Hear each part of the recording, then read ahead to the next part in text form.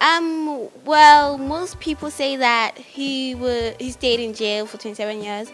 So what I remember him for is that he actually united the blacks and the whites. So he actually fought in the country, and he became an encouraging man and inspiring man.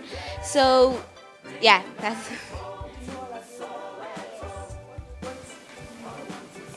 I think Nelson Mandela has been a very good person to South Africa, all over Africa, and I also think that he's a very honoring, inspiring, great person, man on earth.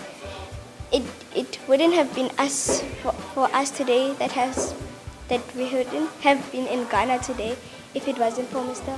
Mandela.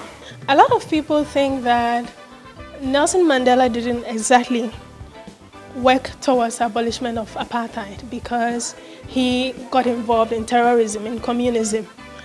What do you think about that? I think he worked as a person for the apartheid to be demolished because he did what he did so something good can come out of the situation in South Africa, and sometimes you have to push harder to achieve what you want, even if some challenges and negative things may happen. But I think he was a fighter for the nation, and he wasn't a terrorist. He was just a determined man. I personally want to be like him because he was a brave man and he was determined, and through determination he achieved, he made a mark in the life of all South Africans, and that's what I want to do. I want to be like him, leave a mark in the life of people, so that when I go I can be remembered as someone. I think he did what he did for. You cannot just watch your people getting slaughtered.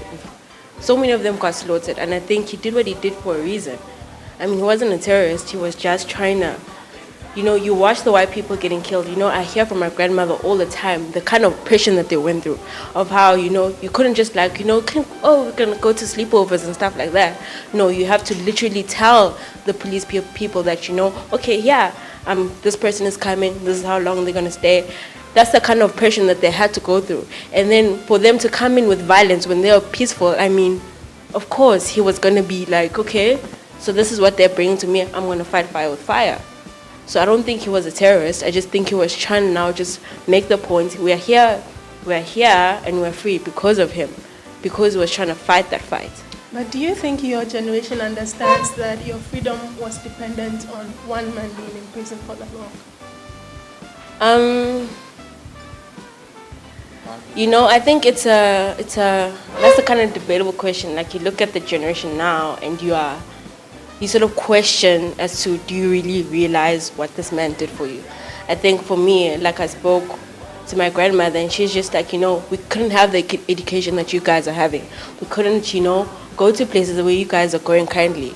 And sometimes I feel like we are a little bit, taking that for granted. We think, no, we deserve this kind of education when we really don't, hey? So I think it's a debatable question. Yes, some of the youth in South Africa do appreciate the education that we're getting, and some of them not so much. I think because of the freedom, sometimes with freedom comes a price. Okay, Samkelo, do you agree? Yeah. Yeah, I agree. I appreciate what he did for us, but I don't think it's necessarily him alone. I think it was the generation that he was in, right? Like people like Walter Sisulu or Steve Biko and so many people were also a stepping ladder to getting us where we are. He had been introduced to Walter Sisulu when he was big. Walter Sisulu was his mentor. So that's where it started.